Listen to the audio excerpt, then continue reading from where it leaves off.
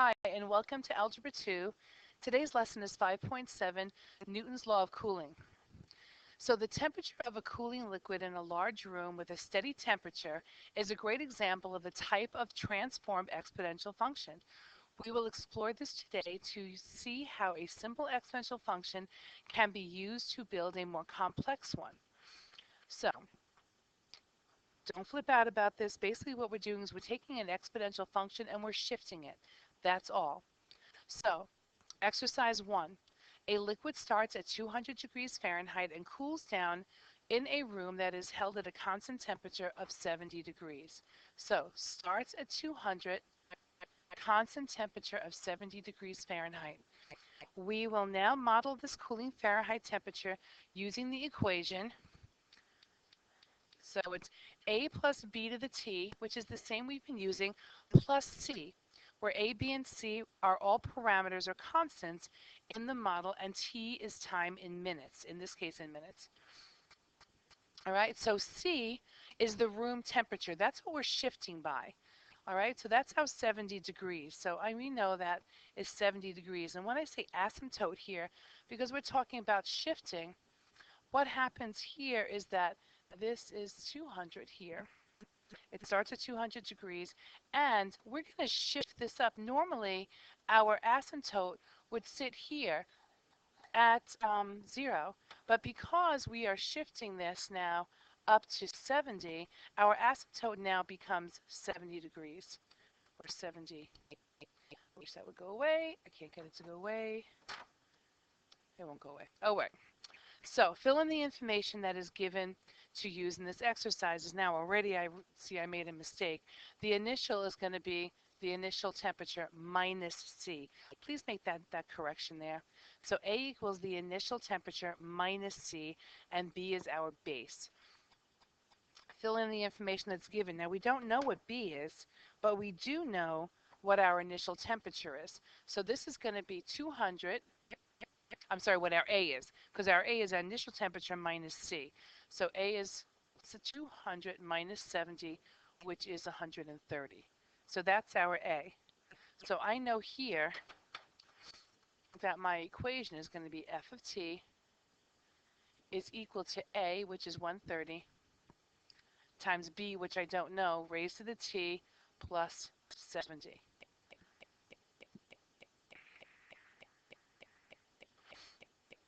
So B, in order to find the value of B, what information do we need? Well, if I want B, I need a point. I need, basically, this is my y, and this is my x. So I need a point.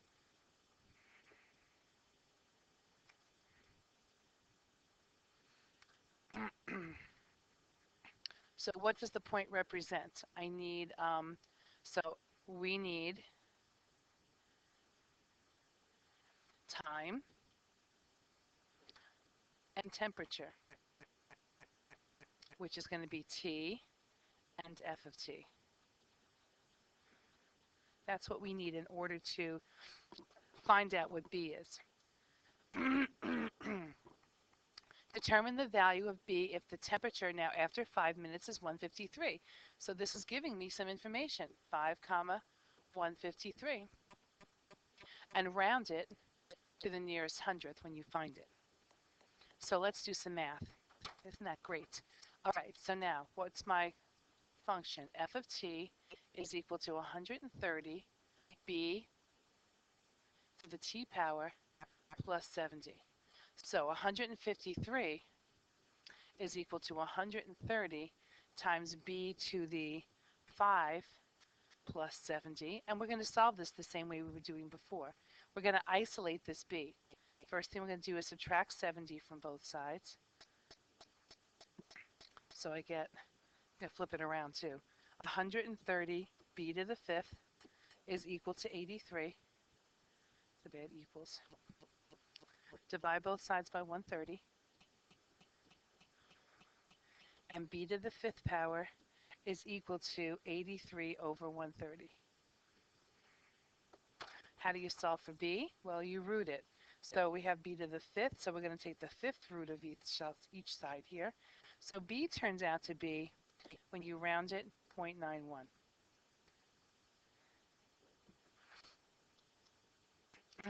So we found the value of b, we rounded it to the nearest hundredth. It's not asking us for the equation, so we don't have to go that far.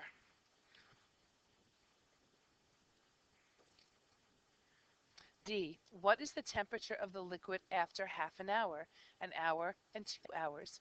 Well, let's write down the equation first. Our equation is going to be f of t is equal to 130 times 0.91 to the t plus 70. So this is going to be per minutes. So a half an hour is going to be f of 30.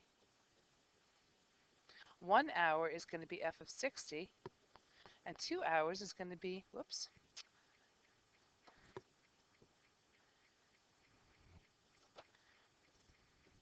f of 60 and f of 120. 2 hours. So this is 30 minutes. This is 60 minutes. This is 120 minutes. So let's do some math here, which is always my favorite part. 0.91 raised to the 30 plus 70.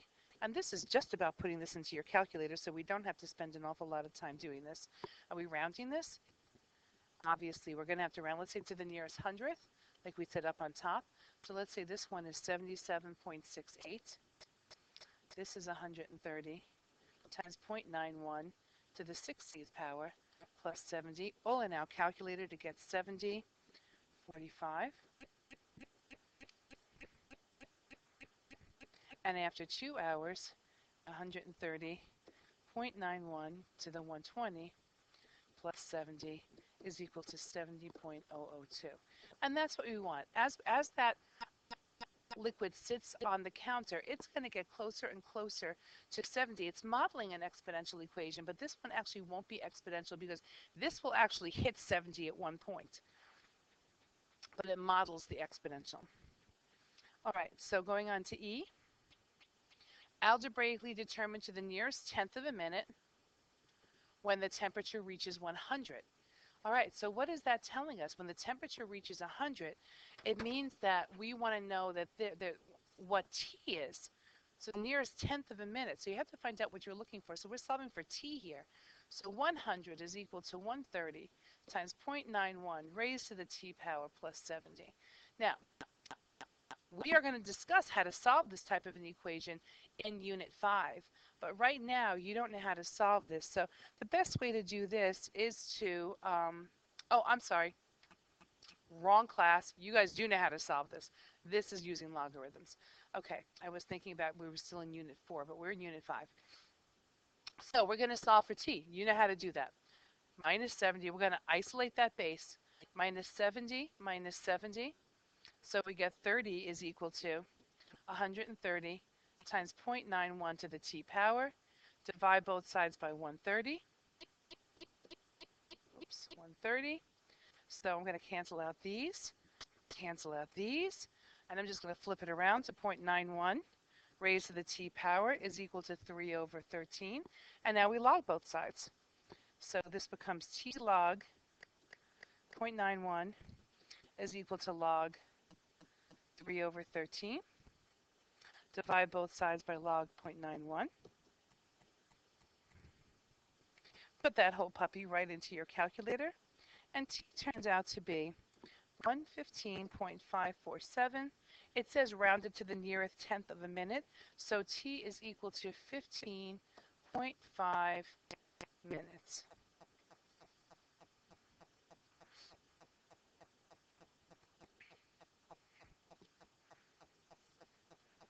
Which makes sense.